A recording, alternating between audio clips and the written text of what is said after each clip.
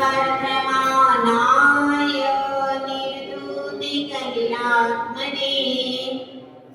साधुकानां त्रिलोकानां यद विद्या दर्पणाय।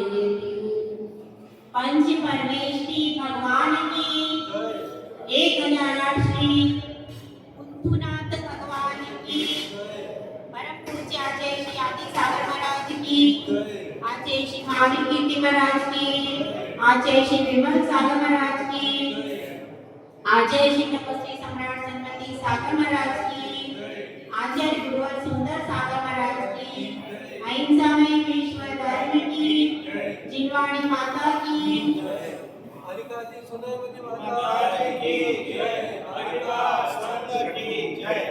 हम सब यहाँ आचार्य समंत भद्र विरचित रत्नकर्ण शावकाचार्य का स्वाध्याय कर रहे हैं। बगुला और हंस दोनों समान दिखाई देते हैं ना भाई। बाहर से दोनों कैसे दिखते हैं? समान है। बगुला और हंस दोनों का रंग एक ही है। कोयल और कौवा दोनों का रंग एक ही।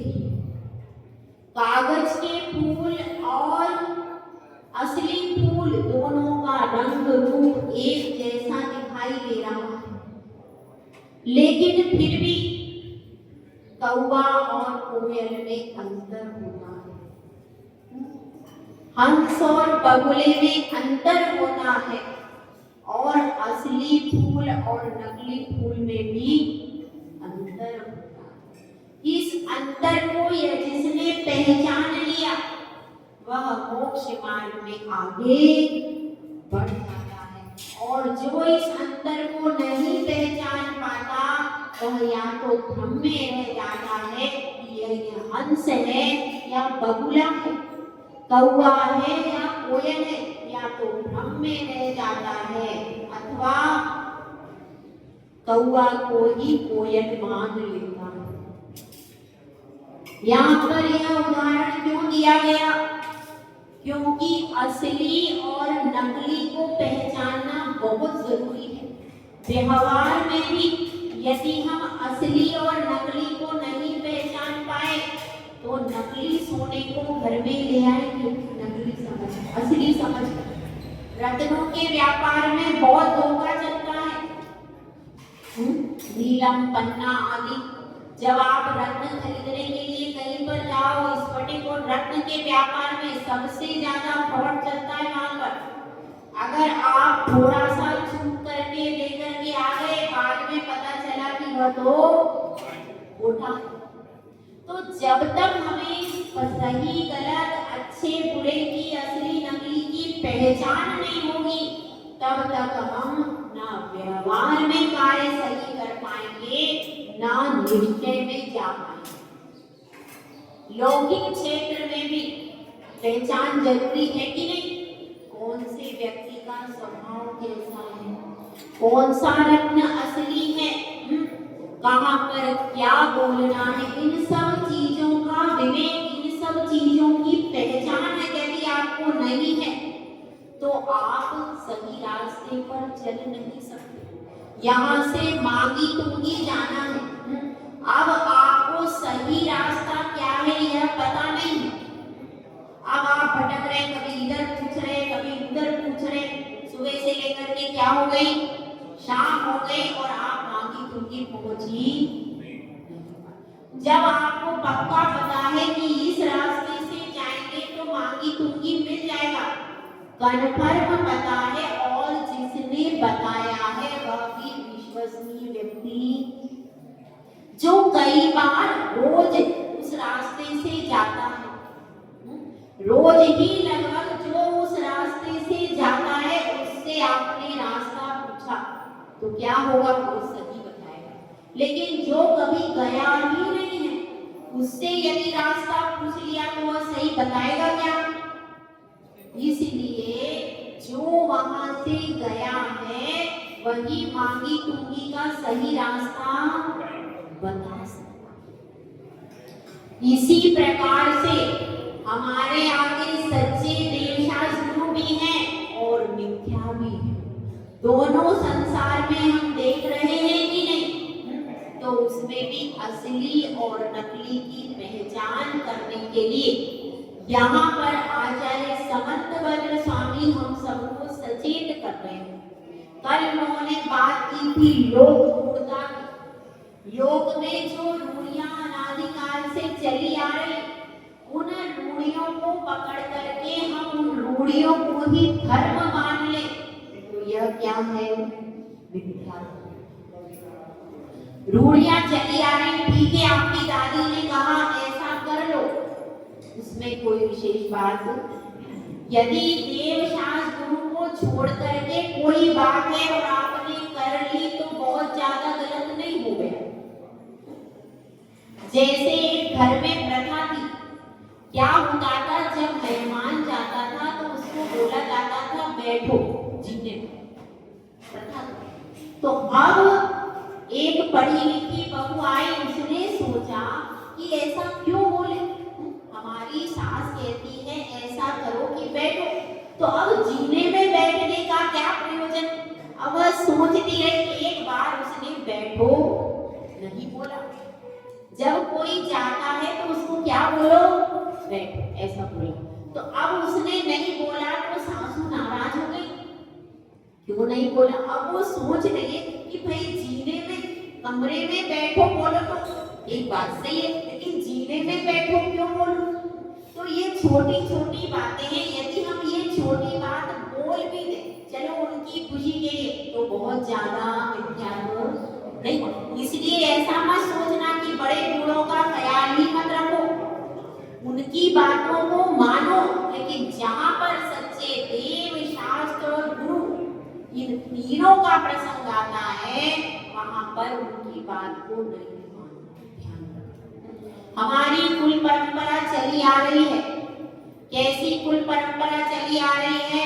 उस कुल परंपरा में जो आया है, उस कुल परंपरा में यदि मिथ्या देवी देवता पूजे जाते हैं तो उस संबंध में विचार करने की आवश्यकता है।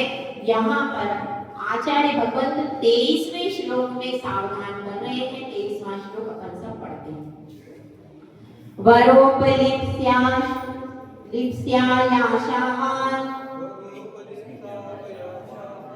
राग द्वेष मलीवसा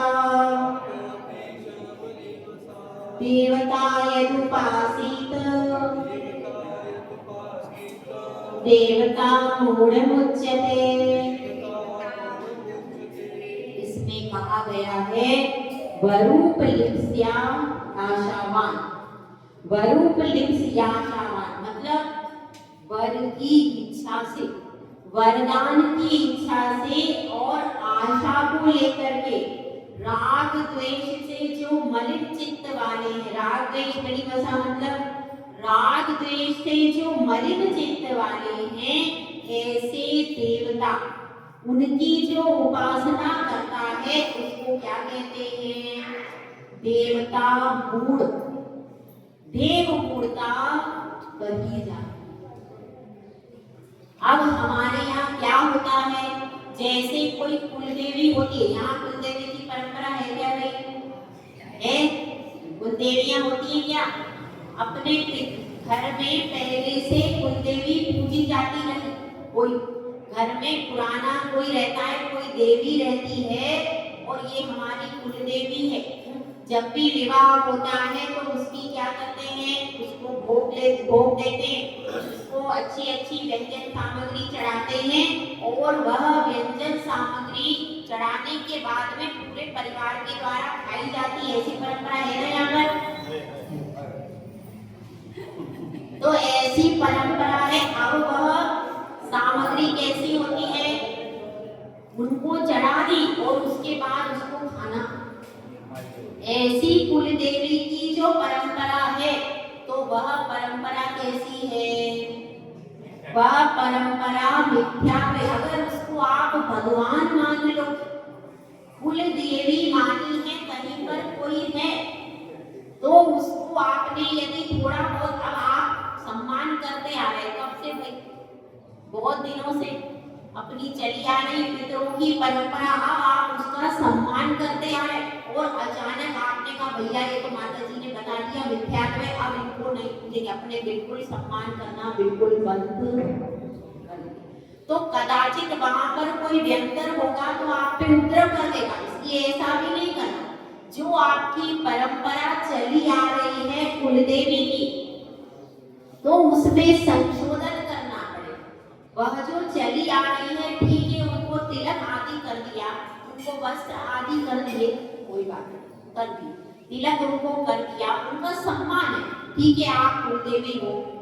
जिस प्रकार से कोई भी व्यंतरवासी आदि देव भी है तो भाई आप हो, तो उनको तिलक कर दिया, उनको वस्त्र आदि दे दिए और उनके सामने यदि आपने कुछ अपने नैवेद्य भी रख दिए कोई बाधा नहीं, लेकिन उनको भगवान मान करके पूजना, उनका आपने ये समझ लो कि भाई ये कोई देवी है, इसका हमने सम्मान, लेकिन उसको जो आपने दिया है, जो आपने नैवेद्य चढ़ाया, उसको बाद में खुद मत करना, इतना तो कर सकते हैं।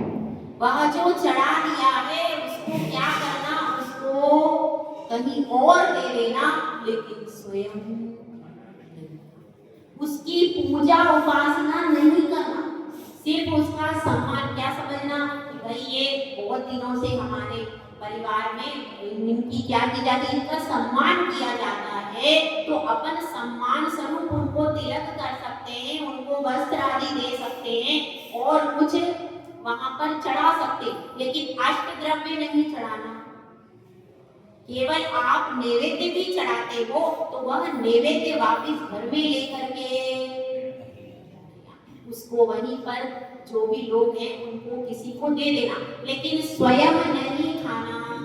इतना अगर अपन इतना भी संशोधन कर देंगे तो कम से कम वह क्या होगा, अपने बच्चे सावधान हो जाएंगे। और अगर हम भक्ति भाव से एक घंटे तक वहीं पर हम आरती पूजा करने लगे तो वह भगवान जैसा उनको मान लिया तो क्या होगा, वह मिथ्या दृष्टि में आ जाएगा। इसलिए क्योंकि अगर हम बिल्कुल छोड़ देंगे तो बिल्कुल छोड़ने पर परेशानियां होती हैं, और फिर उनको बिल्कुल छोड़ने की पूरी विधि आदि पुराण में दी हुई कि किस तरह से उनको बिल्कुल छोड़ना। पहली बात तो घर में उनको रखना ही नहीं चाहिए, वो तो कई विशेष स्थान पर होती है, घर में भी रहती है क्या, घर में भी रहते हैं क्या वो नहीं, तुम्हारे घर में यदि है, मेरी बात सुन लो, घर में भी यदि है तो उनको सिर्फ आप तिलक और साड़ी वगैरह जो रखते हो वह रखो, लेकिन उनको उनके ऊपर जो चीजें आपने दे दी वह वस्तुएं घर के अंदर नहीं लाना, उनको कहीं और विसर्जित आदि कर देना। जब उनके वस्त्र आदि बदलोगे तो उनको विसर्जित कर देना, और यह मान्यता अपने इसमें रख लेना, यह कोई देवी है, यह हमारे भगवान, यह बिल्कुल मन में दृढ़ रूप से रख लेना और इस चीज को अपने बच्चों को सिखा के जाना, ताकि ऐसा नहीं हो कि बच्चे वो निर्माल्य खाने,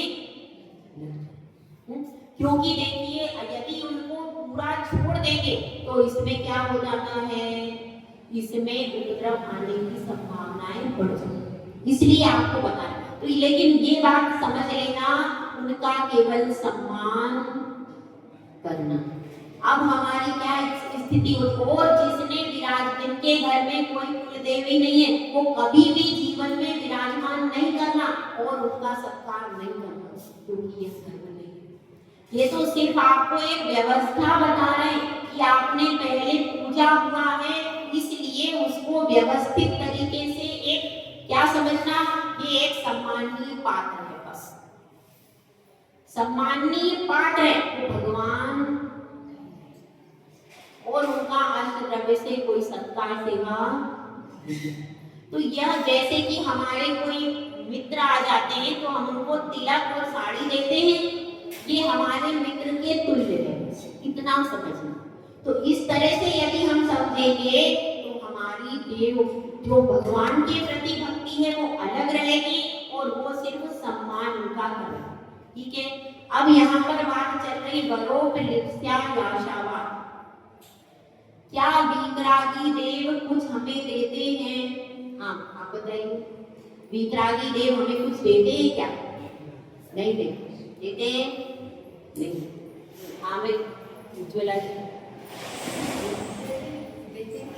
देते हैं कि नहीं देते वीतरागी देव कुछ? सम्यक ज्ञान सम्यक चारित्र की बात नहीं हो रही, लौकिक बातें हो रही। लौकिक अर्थों में क्या वीतरागी देव हमें कुछ देते हैं? बताइए। देते हैं क्या?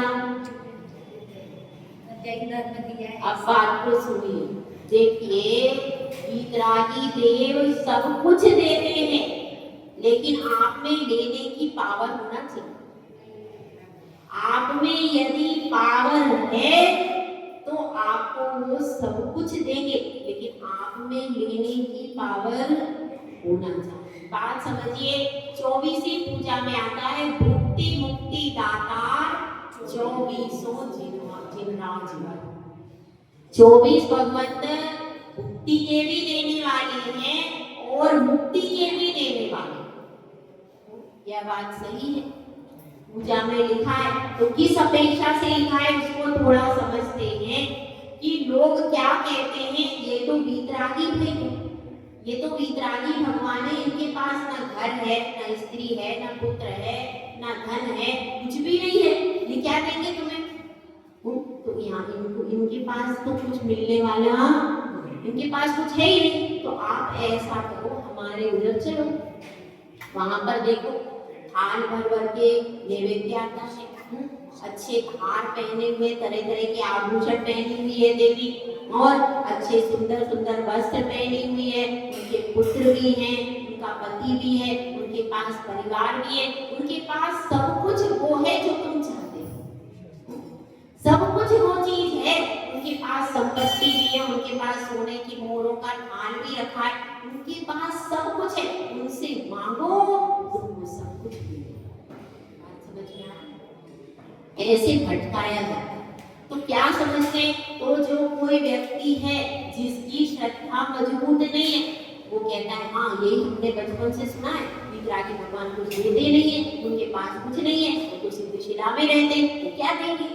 तो इसलिए ये सही कह रहा है कि जहाँ पर सोने की मोहरें रखी है, जहाँ पर अस्त्र शस्त्र है, जहाँ पर वो इतनी शक्तिशाली है, शेर पे सवार है, वो उसके पास शक्ति का भी रूप है और उसके पास धन भी है, उसके पास परिवार भी है, उसके पास यदि मैं कहूँगा कि मुझे पुत्र की प्राप्ति हो जाए, उसके पास पुत्र है, पुत्र देगी। उसके पास और उनके पास पत्नी है, यदि मैं चाहूंगा कि मेरी शादी अच्छी लड़की से हो जाए तो उनके पास पत्नी है, वो दे सकते हैं। ठीक है, ऐसा सोच करके एक जो वीतरागी भगवंत का भक्त था, वह क्या हो जाता है? अपनी श्रद्धा से चलायमान। ये कारण इसीलिए लिखा है वरोपलिप्स याशावान, वर की इच्छा से वरदान प्राप्त करने की लोभ से, लिप्स यानी लोभ, लोभ से, वरदान को प्राप्त करने की लोभ से और उसकी आशा से कि हमको ये सब मिल जाएगा, धन धान्य संपत्ति पुत्र स्त्री यह सब इनके पास में है, ये देंगे, इनके पास नहीं है तो कहाँ देंगे? ऐसी मान्यता फिट की जाती है और उस मान्यता से वह जीव विचलित हो जाता है। तो आपको एक बात बता दें, हम यदि यह सोचते हैं कि वहां पर मिलेगा, तो ये बात याद रखना, वो भी कोई भी व्यक्ति अपनी चीज उठाकर नहीं देगा।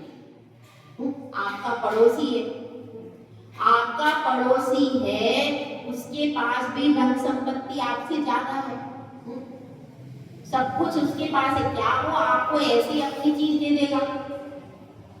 देगा क्या? तो वो क्यों दे देंगे?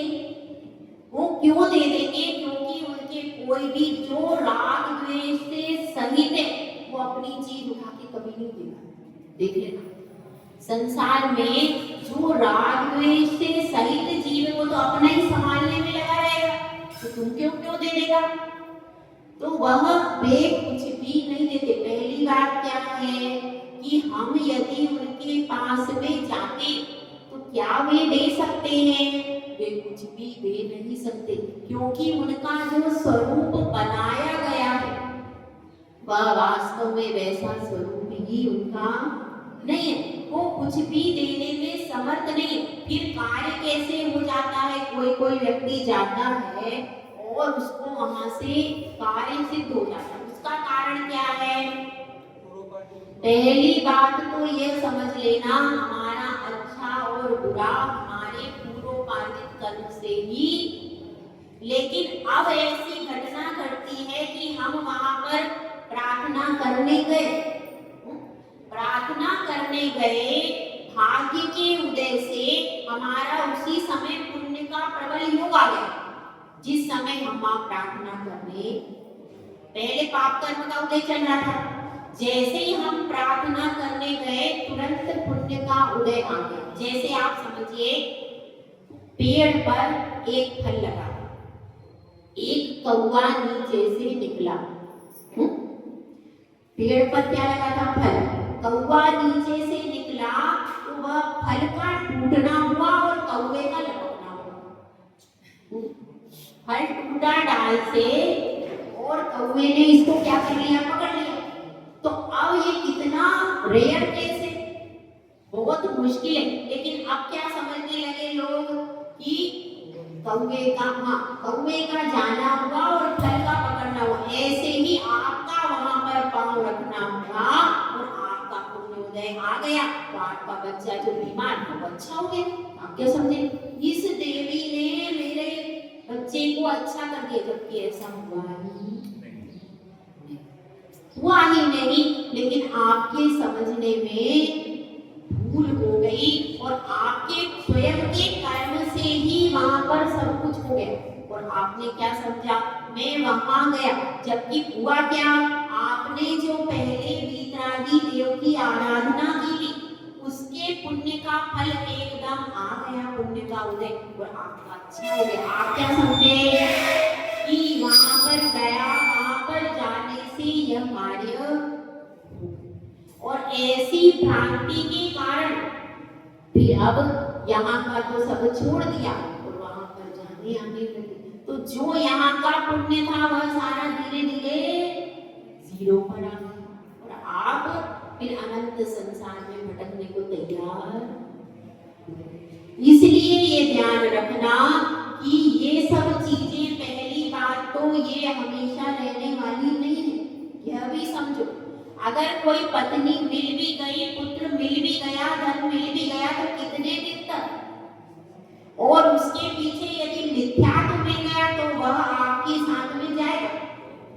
मिथ्यात्व का उपार्जन किया है तो वो तुम्हारे साथ चला जाएगा और उसके द्वारा तुम दुर्गति में जाओ। जबकि यदि तुमने सम्यक दर्शन की आराधना कर ली तो साथ में तुम्हारे परिणामों के साथ जाने वाला क्या है? मिथ्यात्व और सम्यक यह जाएगा। इसलिए ध्यान इस पर भी देना है। और कदाचित ऐसी कोई घटना घट जाती है तो उस घटना को घटने से पहले ही रोक लो कि अगर सब कुछ मिलना है तो इसी दरबार से मिल जाए। यहीं पर एक जगह पर स्थिर होकर के बैठो तो वहां से कोई ना कोई वस्तु की प्राप्ति हो जाती है। जैसे कोई ऑफिसर है, वो बार बार कंपनी को बदलता रहे तो कभी भी सक्सेस नहीं। कम से कम कुछ समय तक तो उसको एक जगह 1 साल 2 साल कम से कम टिक करके काम करना पड़ेगा। यदि उसकी रिपोर्ट में आया भैया 1-1 महीने एक कंपनी में रहे तो क्या कोई उसको सर्विस पे रखेगा? इसी तरह से यदि हम पूरी जिंदगी इनके चरणों में लगा देते हैं तो कुछ कहना ही नहीं पड़ता, अपने आप सारी चीजें हो जाती। तो भगवान किसकी अपेक्षा से करते तो नहीं है, लेकिन निमित्त रूप से विराजमान रहते हैं। वो जो निमित्त के रूप में विराजमान रहते हैं, उन निमित्त के प्रभाव से हमारे कार्य सिद्ध। वे निमित्त है, मतलब कार्य उनमें नहीं होगा, कार्य हम में होगा। कार्य तो हम में होगा, लेकिन कार्य उनके निमित्त से ही होगा। उनके आशीर्वाद से ही सब कर। हाँ, उनके आशीर्वाद से, उनके ही निमित्त से होना है, लेकिन होगा किसमें? पुरुषार्थ तो हमें करेंगे, पुरुषार्थ भी हम करेंगे, और घटना किसमें घटेगी? हमारे अंदर। उनमें कोई घटना घटने वाली नहीं, वो सिर्फ उदासीन रूप से निमित्त है। प्रेरक निमित्त तो ऐसा होता है, हाथ पकड़ के चला रहे तो आचार्य परमेष्ठी स्वयं भी चलते हैं शिष्य के साथ। वो कैसे हैं? वो स्वयं भी चल रहे, लेकिन हम यहाँ पर आते हैं तो हम सारी आकांक्षाएं, सारी लौकिक सिद्धि कैसे होती?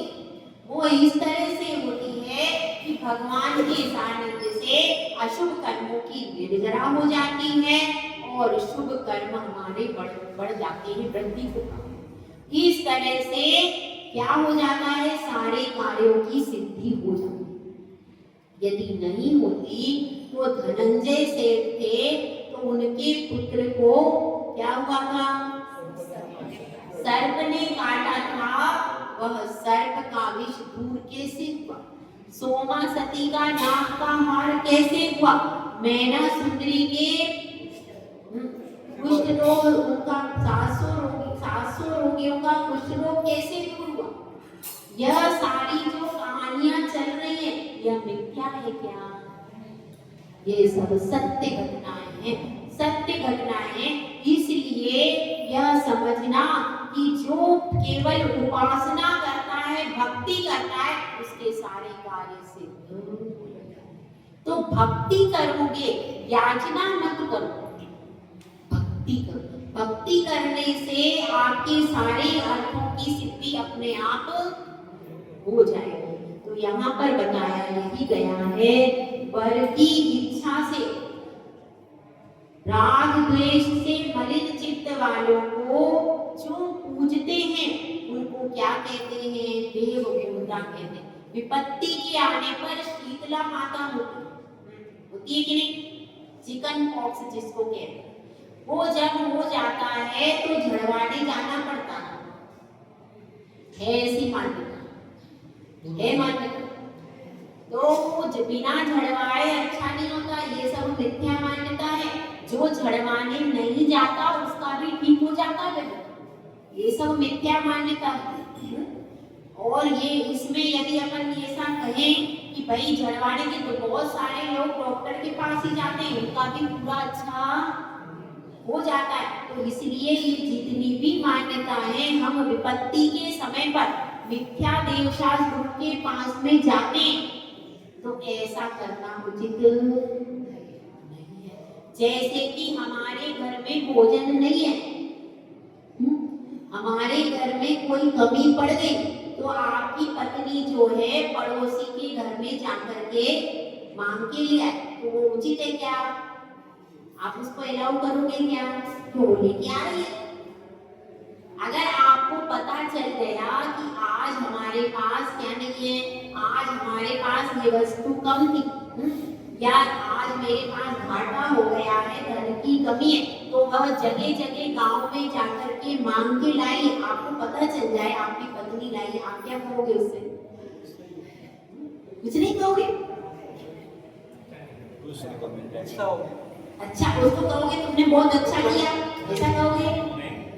आप उसको डांटोगे नहीं, डांटोगे, आप उसको डांटोगे, ऐसा करना उचित काम नहीं। अगर अपने घर में आज शक्कर नहीं थी तो एक दिन फीकी चाय पी लेते या नहीं पीते, अपनी रोटी थी तो रोटी दाल खा लेते, सब्जी मांग के तुम क्यों लाए, ऐसा कहेंगे कि नहीं? कहेंगे ना। तो इसी तरह से अपने को भी, अगर अपन, वैसे तो सारे कार्यों की सिद्धि यहाँ पर होती है, लेकिन विपत्ति में संपत्ति जब हमारे पास रही तब तो हम भगवान के भक्त बने रहे, और विपत्ति आई तो हम दूसरी जगह मांगने चलते हैं। ये समझदारी है क्या? जिस तरह से वो समझदारी नहीं है कि अगर विपत्ति आई तो जगह जगह जाकर के वो पत्नी मांग रही है, वह उचित है क्या? जब वो उचित नहीं है, उसी तरह यह भी उचित नहीं है कि कि हमारे ऊपर यदि विपत्ति आए तो हम इधर उधर अपने भीतरानी अपने घर के भगवान है ये तो उनको कभी भी पूछ लेंगे, अभी विपत्ति आई तो उधर चले जाओ, ऐसा है।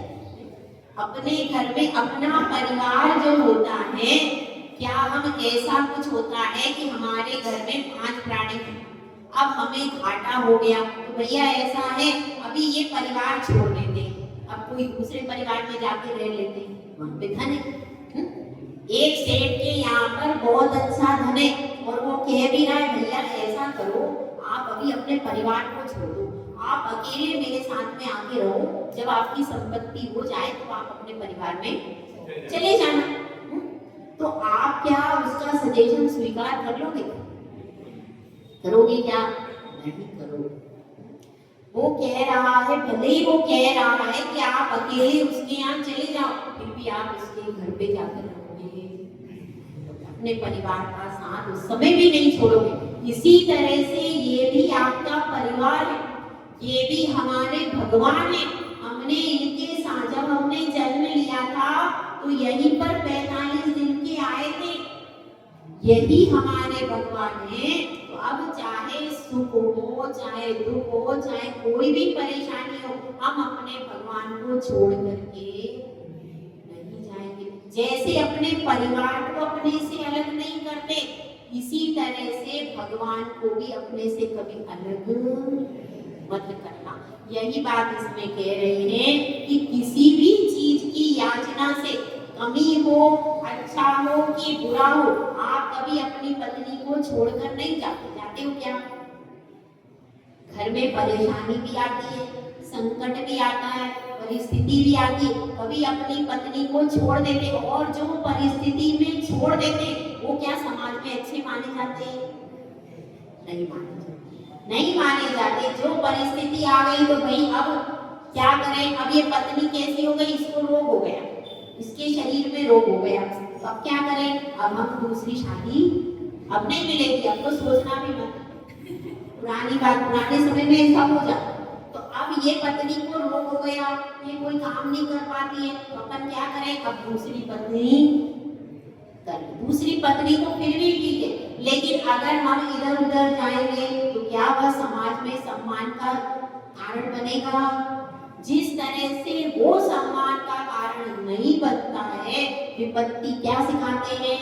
विपत्ति हो चाहे संपत्ति हो, घर से माँ बाप यही सिखाते, इसी पति के साथ में तुमको रहना है, चाहे कैसी भी परिस्थिति हो, यही तुम्हारा पति है, यही तुम्हारा स्वामी है, इसको छोड़ करके अब कहीं और सोचना नहीं। तो अब इसी तरह से यहाँ पर आचार्य समंतभद्र स्वामी कह रहे हैं कि ये वीतरागी भगवान किसके भैया? किसके? हमारे। जब ये वीतरागी भगवान, वो तो पत्नी अपन कहाँ से लाए हैं? 17 साल में, 18, 19, 20 साल के बाद में वो मिली, जन्म से नहीं मिली, तो वह तो 20 साल में के बाद आपको मिली है, लेकिन ये तो जन्म लेने से ही आपको मिल गए। तो जो जन्म से साथ में है उसको भी किसी भी विपत्ति के अवसर पर छोड़कर जाना उचित है क्या? उचित है। 7 फेरे पत्नी के साथ में लिए, भगवान के साथ में थोड़ी लिए। 7 फेरे किसके साथ रहते हैं? पत्नी के साथ में ही। अरे भगवान के साथ में भी तो फेरे लेते हैं, 3 फेरे। पत्नी के साथ में 7 फेरे और भगवान के साथ में 3 फेरे लेते हो कि नहीं रोज? अरे पत्नी के साथ में तो जन्म में एक बार 7 फेरे लेते, ठीक है? भगवान के साथ रोज 3 फेरे लेते हो, रोज कहते हो सम्यक दर्शन ज्ञान और चारित्र की प्राप्ति हो, जन्म जरा मरण दूर हो, भगवान के साथ में 3 फेरे रोज लेते हो, तो उनको छोड़कर जाने की बात कभी भी मन में नहीं सोचना। इसी बात को यहाँ पर आचार्य समंतभद्र स्वामी ने कहा है। और देखिए मूर्ता कितने प्रकार की होती है? पहली होती है लोक मूर्ता, दूसरी है देव मूर्ता, और तीसरी कौन सी है भाई? तीसरी मूर्ता का नाम क्या है? गुरु मूर्ता। तो अब गुरु मूर्ता की बात यहाँ पर आचार्य समंत भद्र स्वामी बता रहे हैं। सग्रंथारंभ हिंसानां संसारावर्तवर्तिनां आशंकीनां पुरस्कारो ज्ञेयं पाखंडिकोहनम्।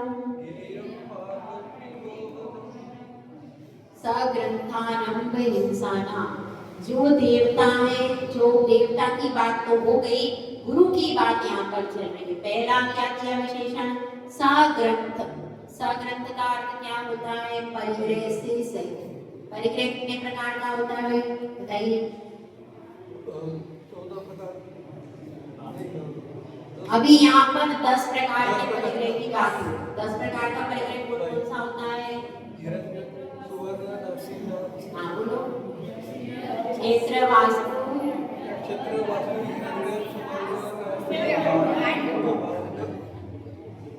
क्या होता है? क्षेत्र वास्तु, हिरण्य, सुवर्ण, धन, धान्य, दासी, दास, इस प्रकार से यह 10 प्रकार का परिग्रह होता है। तो यहाँ पर मूलतः उसी की बात चल रही है। सग्रंथ मतलब परिग्रह से सहित है। जो दूसरे साधु हैं उनमें क्या होता है? वे अपरिग्रही नहीं होते, दिगंबर नहीं होते। तो परिग्रह से सहित है और आरंभ से भी सहित है। आरंभ में क्या क्या आता है? पंचसूना पाप आता है। इसके अलावा और क्या आता है?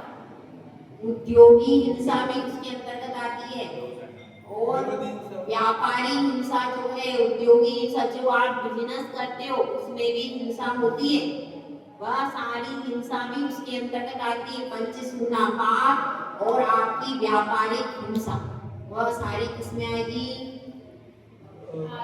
आरंभ। तो आरंभ हिंसाना, और हिंसा के कार्य भी वे करते रहते हैं। पंचसूना पाप, अपना भोजन स्वयं बनाते हैं, अपने पास भोजन की सामग्री आदि रखते हैं। जैसे आप, हाँ, उनके पास अपना झोला रहता है, उसमें भोजन की सामग्री रहती है, जब चाहे तब अपना वहां पर भोजन स्वयं बना लेते। तो ऐसे जो साधु हैं वह कैसे हैं? वो आरंभ और परिग्रह से सहित है। और क्या बताया? संसारावर्त वर्तिना, संसार रूपी आवर्त में, चक्कर में वे घुमाने वाले हैं। स्वयं भी घूमते हैं और दूसरों को भी घुमाते हैं। और उनका पुरस्कार करना, उनका सम्मान करना, ये क्या है? इसको क्या जानो? इसको गुरु मूर्ता जानो। ज्ञेयं पाखंडी होना। अब इसको समझते हैं। 10 प्रकार का परिग्रह है तो वह स्पष्ट ही दिखाई देता है कि वे मठ बना करके रहते हैं, एक स्थान पर रहते हैं, मठ बना करके रहते हैं, और उनके पास क्या रहता है? ये सारा परिग्रह रहता है, बैंक बैलेंस रहता है, और साथ में दास दासियां भी रहती हैं मठ में। कई दास दासियां रहती हैं और साथ में स्त्री भी रहती है, विवाहित भी रहते हैं। और दूसरे धर्म में गुरु के लिए यह नियम नहीं है कि वो विवाह नहीं करें। यहाँ पर तो अगर आपको संघ में प्रवेश करना है तो क्या जरूरी है? ब्रह्मचर्य व्रत लेना कंपलसरी है यहाँ पर। बिना ब्रह्मचर्य व्रत लिए संघ में एंट्री भी नहीं होती। यहाँ होती है क्या? दीक्षा तो बहुत दूर है। यहाँ पर यदि संघ में प्रवेश का पात्र किसको माना जाता है? जिसने आजीवन ब्रह्मचर्य व्रत ले लिया हो, अथवा 2 वर्ष 3 वर्ष कुछ ना कुछ ब्रह्मचर्य व्रत ले लिया हो, वही संघ में एंट्री करता है। बाकी अगर ऐसे ही कोई रह रहे हैं गृहस्थ के तौर पे, तो संघ में शामिल नहीं माने जाते। संघ में वही शामिल होता है जिसने कोई ब्रह्मचर्य व्रत आदि ले लिया। तो ये तो स्टार्टिंग एंट्री फीस है। यहाँ की एंट्री फीस है कि कोई जैसे कि अब दीदी रह रहे तो उनका आजीवन ब्रह्मचर्य व्रत आचार्य से हो चुका 2020। तो पहले उनको आप मानते, क्या मानते भैया, ये संघ के सदस्य, तभी मानते हैं ना। तो हमारे यहाँ तो जैसे आपने संघ में प्रवेश किया, संघ का व्यक्ति कौन माना जाएगा? जिसका आजीवन ब्रह्मचर्य व्रत, जो 1-2 साल के लिए ब्रह्मचर्य व्रत भी है तो भी समाज उस पर बिलीव नहीं करती है क्या? जिसने आजीवन ब्रह्मचर्य व्रत ले लिया हो और जो संघ में आचार्य श्री की आज्ञा से रहता है, गुरु की आज्ञा से रहता है संघ का संचालक के रूप में, उसके लिए समाज में मान्यता होती है कि नहीं? तो हमारे यहाँ तो एंट्रेंस ही है कि आपको ब्रह्मचर्य व्रत लेना पड़ेगा, लेकिन दूसरी जगह ऐसी कोई एंट्रेंस, उनके जो गुरु हैं उनकी भी पत्नियां हो सकती हैं, 2-2 पत्नी होती है और उसके बाद भी उनको गुरु मानते हैं। ऐसा जितने भी आप दूसरी जगह देखो, जितने भी दूसरे धर्म में गुरु हैं उनकी पत्नियां भी होती, किसी की नहीं भी होती पर किसी किसी की होती भी, ज्यादातर की तो होती है, पत्नियां भी होती है, उनके पास दासी दास भी है, पुत्र भी है, पत्नी भी है, दासी दास भी है, और सोना आदि गाड़ी मोटर में घूमते हैं, वो मोटर गाड़ी सब होती है उनकी स्पेशल। तो इतना सब परिग्रह उनके आसपास रहता है, और जितना एक गृहस्थ के पास नहीं रहता उससे बढ़कर के सोना चांदी बैंक बैलेंस सब कुछ उस गुरु के पास में रहता। तो इतना सारा परिग्रह, जो कि एक अगर वो घर में रहते तब भी इतना बैंक बैलेंस उनका कभी भी, उससे भी ज्यादा वो परिग्रह ले रख रहे हैं जो, तो क्या वह गुरु है? नहीं है, वे गुरु की श्रेणी में नहीं आते, वे कुगुरु की श्रेणी में आते। यहाँ पर यही बताया गया, और उसमें 6 डाला में कहा गया है ते कुगुरु जन्म जल उपल नाम। ये कुगुरु कैसे होते हैं? जन्म रूपी सागर में उपल यानी पत्थर की नौका के समान। जन्म जल उपल यानी पत्थर की नौका जिस प्रकार से समुद्र में डूबती है, कभी भी तैरती, उसी तरह से यदि आप उस पत्थर की नौका पर चढ़ोगे तो वो तो डूबेंगे भी, आप भी उनके साथ में डूब जाओगे। इसलिए उनका सानिध्य प्राप्त नहीं करना है। क्या करते हैं? सग्रंथारम हिंसानाम और संसारावर्तवर्तिनाम। यहाँ पर 3 विशेषता दी गई। पहली विशेषता क्या है गुरु की? परिग्रह से सहित 10 प्रकार के परिग्रह से सही नहीं। दूसरा क्या है? आरंभ रूपी हिंसा से युक्त है। तीसरी चीज क्या बताई? संसार में भ्रमण करने वाले। परिग्रह में क्या आ गया? स्त्री पुत्र मठ आदि जो भी उनके पास में धन धान्य आदि सामग्री, ये सब किसमें आ गया? परिग्रह। और आरंभ में कैसा आ गया कि वो व्यापार भी करते, औषधि आदि बेचते, औषधि औषधालय खुला हुआ है, पूरा औषधि स्वयं बनाते, उनके नाम से ये औषधालय खुला हुआ है, वो औषधि स्वयं बनाते हैं, बनवाते हैं और उस औषधि का व्यापार करते हैं, फिर आदि धन से पूरे मठ का संचालन होता है उस औषधि के द्वारा। अथवा रत्न आदि बेचते। ऐसे भी गुरु होते हैं जो कि कुंडली आदि देखते हैं और उसमें रत्न आदि देते हैं।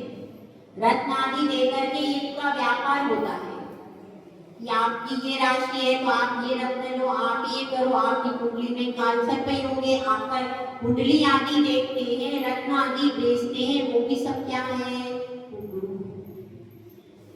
तो रत्न आदि बेचने से भी आप ये समझो कि आपका पूरा काम हो जाएगा। उससे ज्यादा पावरफुल रत्न यहाँ बैठे। ये वीतरागी भगवान इतने पावरफुल हैं कि आपको कोई रत्न की जरूरत ही नहीं है। यदि आपने एक बार सच्चे मन से यहाँ भक्ति कर ली, आपका सब एकदम पूर्ण शांति हो जाती है। यहाँ का ऐसा प्रभाव है। तो इसलिए बाहर के सारे विकल्पों को, प्रपंच को छोड़ करके ये समझना उनकी कोई साधना नहीं होती। गुरु कितनी बार भी पानी पी लेते, कितनी बार भी भोजन, कोई दूसरे धर्म में बता दो, किसी में नियम हो इतनी बार भोजन करना है, इतनी बार पानी पीना है, बताइए कोई नियम है? यहाँ तो अनादिकाल से 28 गुण लिख दिए। कोई भी काल हो, कोई भी चीज हो, आपको 28 के 28 ही रहेंगे। उसमें कुछ बढ़ जाता है क्या? पंचम काल में बढ़ जाता हो, चतुर्थ काल में बढ़ जाता हो। यहाँ जो रूल्स रेगुलेशन है अनादिकाल से चले आ रहे हैं, आज के बनाए हुए नहीं। और वहाँ भोजन पानी के लिए कोई रूल्स रेगुलेशन, वस्त्रों के लिए कोई रूल्स रेगुलेशन। यहाँ तो आर्यका माता जी के लिए भी मूलाचार में लिखा है, एक साड़ी रखेगी बस अतिरिक्त, बस 2 साड़ी से ज्यादा, एक साड़ी तो उन्होंने पहन ली, इसके अलावा सिर्फ एक साड़ी की परमिशन लिखी हुई है, आगम में लिखी हुई। मतलब हमारा आगम कितना स्पष्ट है, एक एक चीज उसमें स्पष्ट लिखी है। और मुनि के ऊपर तो एक धागा भी परिग्रह के रूप में नहीं होना चाहिए, ये बिल्कुल स्पष्ट लिखा। तृण मात्र भी परिग्रह नहीं, ये सारी चीजें आगम में लिखी। लेकिन दूसरे शास्त्रों में आप बता दो, उनके रूल्स रेगुलेशन, उनके साधनों के कहीं कोई रूल्स रेगुलेशन स्पष्ट रूप से नहीं मिलते। कोई कैसा कर रहा है, कोई कैसा कर रहा है, सारे साधु भी एक जैसी प्रवृत्ति नहीं कर रहे हैं। तो यहाँ पर बिल्कुल समान रूल है। और अनादिकाल से जो भगवंत ने कहा, जिनेंद्र भगवंत ने कहा है, वही सारे रूल्स अपन पालन कर रहे हैं, नया कोई बनाया हुआ। तो इसलिए यह धर्म, यह गुरु जो है, यही हमारे लिए कैसे हो सकते हैं? सच्चे हैं, ये सच्चे हैं। और जो दूसरे हैं वे मिथ्या है। इसलिए मिथ्या और सम्यक में पहचान करना आना चाहिए। हंस और बगुले में पहचान करना आना चाहिए। वो भी अच्छे अच्छे प्रवचन दे सकते, इतने बढ़िया प्रवचन कि अपने गुरु उसके आगे फेल हो जाए, लेकिन उसके बाद भी वो वचन तो अच्छे देते, लेकिन आचरण में कुछ भी। आचरण का महत्व है, वचनों का महत्व। जिसके जीवन में आचरण श्रेष्ठ है, भाई भले ही वो बहुत ज्यादा बोल नहीं पाता, ऐसा कोई मुनि होगा तो क्या आप उसको नमस्कार नहीं करोगे? क्यों?